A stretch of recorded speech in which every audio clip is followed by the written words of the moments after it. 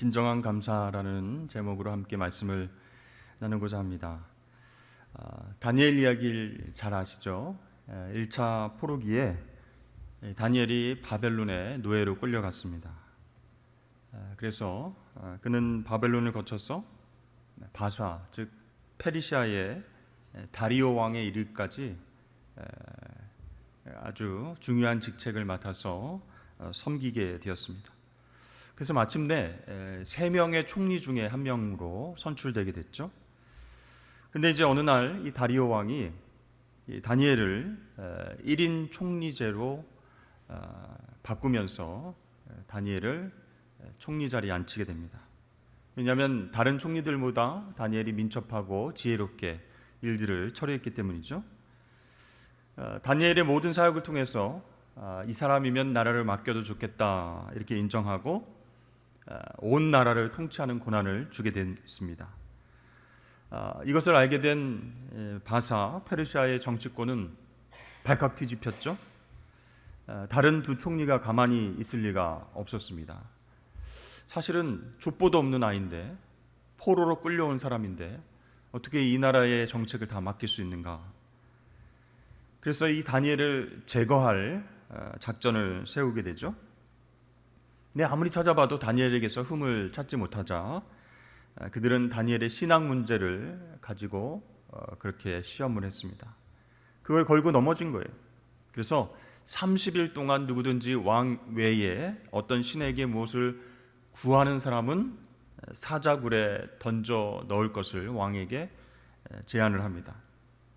다리오 왕이 알겠다 이렇게 허락하고 조서의 도장을 찍은 후에 온 나라에 금령을 내리게 됐죠.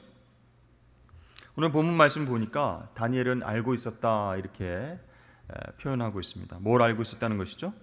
왕이 칙령의 도장을 찍고 전국에 다 선포한 것을 다니엘이 알고 있었다라는 것이죠. 묵묵히 그 과정을 다 지켜보면서 다니엘은 앞으로 자신의 운명이 어떻게 될지 알고 있었습니다. 그 마음이 어땠을까요? 혹시 두렵지는 않았을까요? 그런데요, 집으로 돌아온 다니엘은 전에 하던 대로 행동을 하게 됩니다. 다니엘은 흔들리지 않았어요. 오늘 말씀 보니까 이 다니엘이 했던 행동들을 아주 자세히 묘사를 하고 있습니다. 윗방에 올라가서 예루살렘을 향하여 창문을 열었다. 그리고 하루 3번씩 무릎을 꿇고 기도했다. 그리고 그의 하나님께 감사했다. 이렇게 7가지 동작을 아주 자세하게 소개하고 있습니다. 여러분, 그런데 가만히 생각해 보면 다니엘이 참 어리석다 이런 생각 하지 않으십니까? 조금만 지혜를 발휘하면 법을 어기지 않고도 얼마든지 죽음을 피할 수 있었을 텐데 다니엘은요, 전에 행하던 대로 그렇게 행했다는 것이에요. 예루살렘을 향해서 창문을 활짝 열고 그리고 하루에 3번씩 무릎을 꿇고 기도했다. 사람들이 그 장면을 목격할 수 있었다라는 것이죠. 여러분, 왕의 칙령이 30일 조건부로 되어 있기 때문에 30일 동안만 기도를 멈춘다면, 아니면 사람들이 보거나 듣지 못하도록 속으로 기도했다면 위기를 피할 수도 있는 상황이었습니다. 그런데 다니엘은요, 전에 행하던 대로 똑같이 기도했다라고 나와 있어요. 그러니까 이 다니엘은요, 자신의 목숨과 이익 모두를 다 포기하고 하나님 한 분을 선택했습니다. 이런 상황 속에서 하나님께 감사하면서 기도했다라고 나와 있습니다. 여러분, 그 이유가 무엇이었을까요? 오늘 10절 말씀을 보니까 다니엘이 이 조서에 어인이 찍힌 것을 알고도 자기 집에 돌아가서는 그 방에 예루살렘으로 향하여 열린 창에서 전에 행하던 대로 하루 3번씩 무릎을 꿇고 기도하며 그 하나님께 감사하였더라. 오늘 말씀 속에서 강조하는 단어는 그의 하나님께라는 것이에요. 자, 다니엘의 하나님, 그의 하나님, 어떤 하나님일까요? 물론 천지를 만드시고 다스리시는 하나님이실 수 있습니다. 그러나 여기서는 최근에 다니엘이 체험한 하나님, 이렇게 이해하는 것이 좋을 것 같습니다.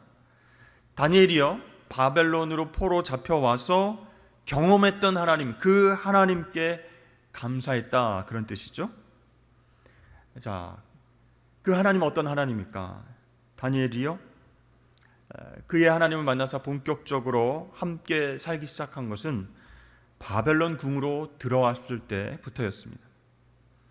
이 바벨론 궁에 들어왔는데 이 다니엘이요, 왕이 제공한 음식을 거절했어요. 왕이 제공한 모든 식사를 거절했다, 그런 뜻은 아니에요. 왕이 내린 특별한 음식을 거절했다라는 것이죠.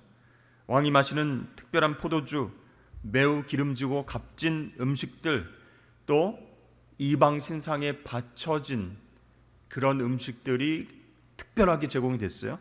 그것을 안 먹겠다라고 거절한 것입니다. 그 이유는 무엇일까요? 나시린의 서약을 지키기 위한 것도 아니었습니다. 너무 기름져서 건강에 안 좋아서 안 먹겠습니다, 그런 것도 아니에요. 그 당시 왕이 특별한 음식을 내려줬다, 그래서 그것을 먹는다라는 것은요, 일종의 계약을 의미했어요. 왕과 신하 간의 영원한 군신 관계가 된다. 그것은요, 왕을 신격화하는 거예요. 왕을 신처럼 모시겠다, 일종의 계약이에요. 그런데 여러분, 그것을 거절하는 것은요, 생명을 내놓는 일이었어요. 그런데 다니엘은 당당하게도 그것을 거절했습니다. 바벨론을 위해서 충성스럽게 일을 하기는 했지만 바벨론 왕을 신처럼 섬기지는 않겠다, 오직 나는 하나님만 섬기겠다라는 결단이었습니다. 하나님은요, 그의 신앙적 결단을 받아주시고 그에게 은혜를 베풀어 주시기 시작했어요. 그것으로 인해서 다니엘은 우리 하나님은 포로지인 이곳에서도 우리와 함께 하시고 일하신다라는 사실을 포로로 끌려온 모든 이스라엘 백성들에게 선포한 것이에요. 보여준 것이에요. 그 당시 포로들의 상황은 굉장히 어려웠습니다. 비참했습니다. 이제 바벨론으로 잡혀왔으니까 스스로 하나님을 떠난 사람들도 많았어요. 바벨론 문화에 빠져들었어요. 또 아예 바벨론의 신을 섬기기로 작정하고 하나님을 배신한 사람들도 있었습니다. 자, 해방되어서 너의 고국으로 돌아가도 좋다라고 칭령이 내려졌을 때 약 20%의 사람들만 예루살렘으로 돌아왔다, 그 사실만 봐도 알 수 있는 것이죠. 자, 에스라와 느헤미야 시대에도요, 돌아온 포로민들이 극히 소수였다라는 것이죠. 자, 이러한 상황 가운데서 마음을 완전히 하나님에게서 떠난 그런 상태의 상황 속에서도 다니엘은요, 왕이 베푼 그 제안을 거절했습니다. 이런 다니엘의 행동은요, 하나님은 살아계시고 지금도 우리를 위해서 역사하신다, 우리를 통치하신다, 폭탄과 같은 선언을 한 것입니다.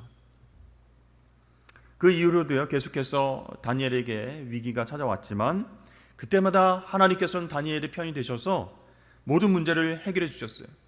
다니엘뿐만 아니라 이 유대 포로들까지도 하나님 보호해 주시고 인도해 주셨습니다. 그런 그의 하나님께 다니엘이 기도했다, 그리고 감사했다라는 것이죠. 자, 이렇게 다니엘의 기도에는요, 항상 기도가 감사가 따라왔다라는 것입니다. 자, 그렇다면 우리가 오늘 말씀을 통해서 다니엘에게 배울 수 있는 진정한 감사란 무엇일까요? 첫 번째, 환경과 문제를 뛰어넘는 감사다라는 것이에요.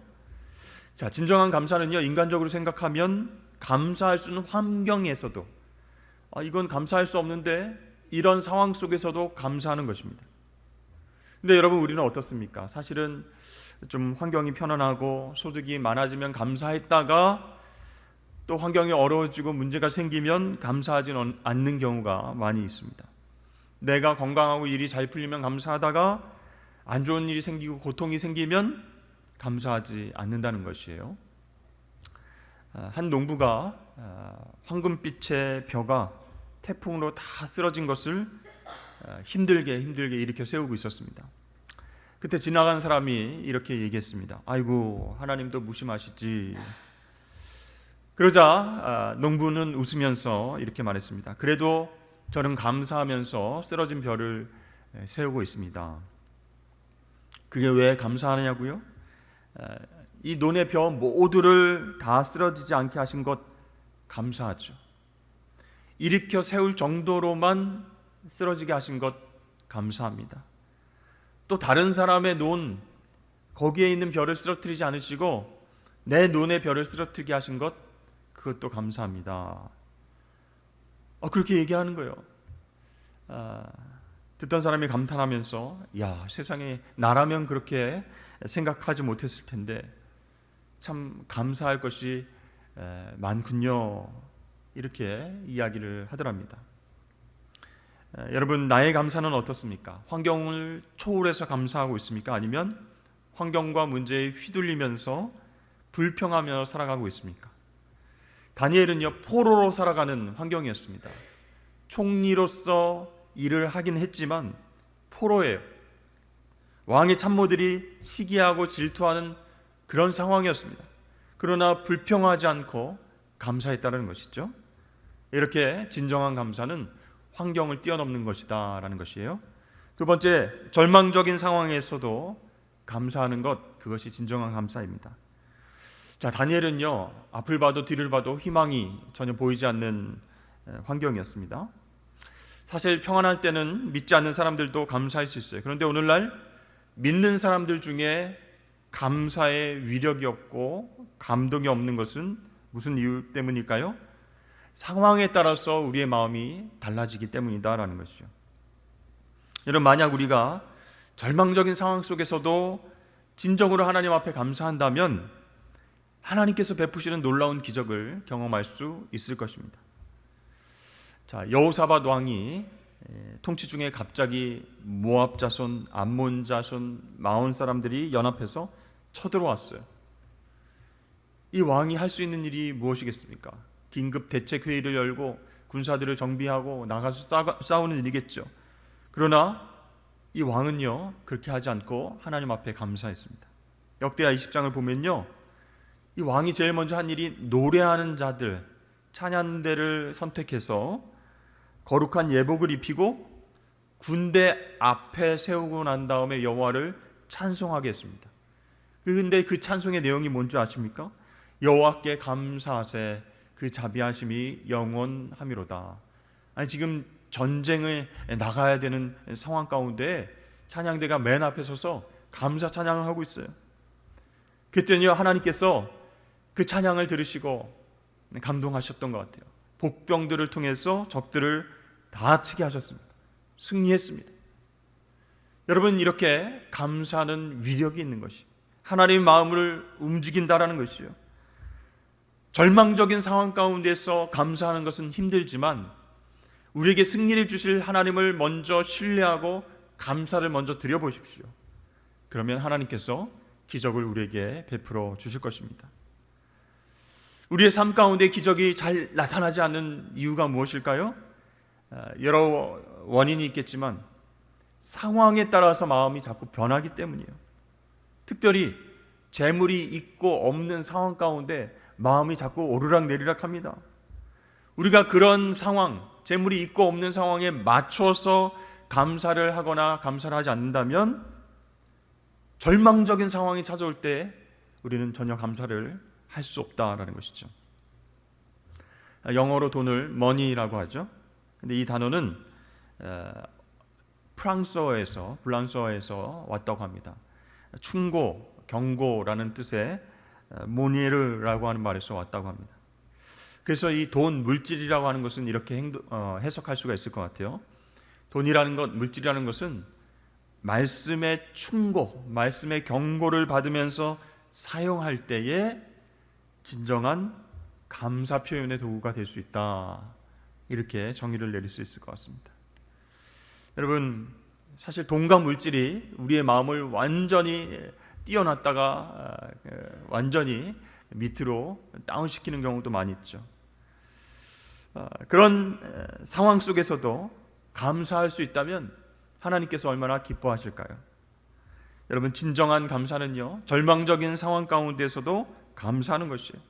그래서 믿음이 있는 사람은요, 감사의 마음이 변하지 않고 좋을 때나 힘들 때나 하나님 앞에 늘 감사한다라는 것이죠. 그래서 하나님의 은혜와 축복 어떻게 하면 감사 표시를 할까, 늘 이런 마음을 품고 산다는 것이죠. 그런 사람이 진짜 감사를 아는 사람이다 라고 할 수 있습니다. 세 번째, 진정한 감사는 결과를 따지지 않고 감사한다라는 것이죠. 자, 다니엘은 하루에 3번씩 기도하면서 하나님 앞에 나아갔습니다. 그러니까 하나님을 절대적으로 신뢰한 것이었죠. 그런데 죽을 위기에 처했어요. 결과는 비참하게 죽는 것, 그렇게 인생이 끝나는 것이었어요. 그러나 다니엘은 그런 자신의 미래가 있음에도 불구하고 그의 하나님께 감사했다라는 것이에요. 어떻게 이렇게 할 수 있었을까요? 참된 감사, 진정한 감사는 결과에 좌우되지 않는다라는 것이죠. 자, 메이플라워를 타고 신앙의 자유를 찾아서 대서양을 건넌 청교도인들, 그들이 뉴 잉글랜드에 도착을 했습니다. 한겨울을 지내게 됐어요. 근데 그동안에 먹을 것이 없고 너무 환경이 척박해서 동료들이 한 절반은 죽게 되었습니다. 그래서 그들의 손에 있는 것은 아주 작은 농작물 몇 개였어요. 감자 조금, 호박 조금, 옥수수, 보잘것없는 작은 것뿐이었습니다. 그런데요, 이 척박한 땅에 도착해서 이것을 우리에게 주신 하나님 감사합니다 하면서 하나님께 감사 예배를 올려드렸습니다. 결과가 어떠하든 간에 그들이 감사를 했던 것이죠. 여러분, 성숙한 그리스도인들은요, 좋은 결과, 많은 축복을 생각하고 기대하면서 감사하지 않는다는 것이죠. 이미 구원해 주신 것, 이 상황 가운데서도 나를 지켜주신 것, 그것에 더 감사하는 마음을 품고 하나님 앞에 나아갑니다. 여러분, 이 세상에 값없이 얻은 구원보다 더 귀한 것이 무엇이 있겠습니까? 그렇습니다. 우리 그리스도인의 진정한 감사는요, 그래서 구원의 감격 속에서 피어나는 아름다운 꽃과 같다라고 할 수 있는 것이죠. 우리 영상을 통해서 우리 학생들 자녀들이 상반기 동안 6개월 동안 뭐가 감사했어요? 이렇게 질문을 하는 것을 보았습니다. 여러분은 올해 중에 가장 감사한 일이 무엇입니까? 2024년 절반을 지내는 동안 하나님께 감사할 제목들이 무엇이 있습니까? 여러분들이 이것이 하나님께 감사합니다라고 말한다면 그 감사의 이유는 무엇일까요? 나의 건강을 지켜주셔서, 사업을 잘 되게 해주셔서, 또 자녀로 인해서, 재물로 인해서 감사합니다. 그런 어떤 소유나 내가 원하는 것을 얻게 되어서 여러분 감사하고 있지는 않으십니까? 오늘 다니엘은요, 하나님께 삶과 죽음을 초월한 감사를 드리고 있다. 이 점에 우리가 집중을 해야 될 것 같아요. 자, 그러니까 사자 굴 속에서 살아나왔을 때 다니엘이 그 감격이 얼마나 컸을까요? 그러니까 하나님이 살아계신 것만으로도, 우리를 돌봐주신다는 것만으로도 감사한데 그 위에 특별한 은혜와 사랑을 공급받았다, 보호하심과 인도하심을 받았다. 여러분, 그렇게 생각해 보십시오. 얼마나 감사한 일입니까? 그렇습니다. 이 결과를 따지지 않고 감사한다면요, 감사 위에 감사가 넘치게 된다라는 것이죠. 마지막으로 우리가 꼭 생각해 봐야 될 것이 있습니다. 우리는 이제부터 어떻게 감사하며 살아갈 것인가? 다니엘은요, 가만히 보면 자신의 생존만을 위해서 살지 않았습니다.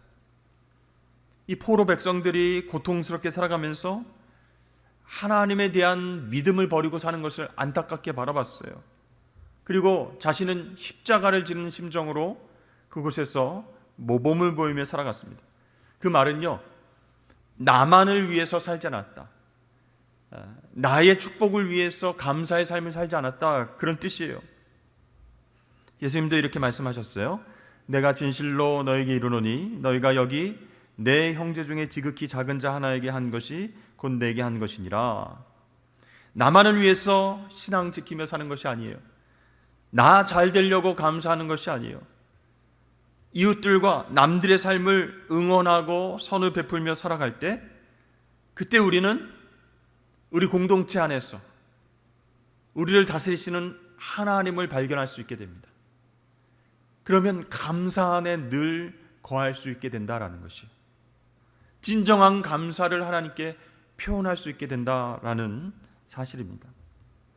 그렇습니다. 다니엘은요, 자신만을 생각하지 않고 포로로 잡혀온 이스라엘 백성들을 생각했습니다. 힘든 상황 속에서도 믿음으로 승리하는 삶을 보여주면서 그들에게 용기를 준 것이에요. 소망을 주었다라는 것이에요. 그러므로 사랑하는 성도 여러분, 그냥 감사 말고 오늘 다니엘처럼 진정한 감사 생활을 통해서 늘 승리하며 하나님이 나를 이쪽으로 인도하시는구나, 이렇게 진정한 감사를 하나님 앞에 올려드리는 삶을 살아가시길 주의 이름으로 축복합니다.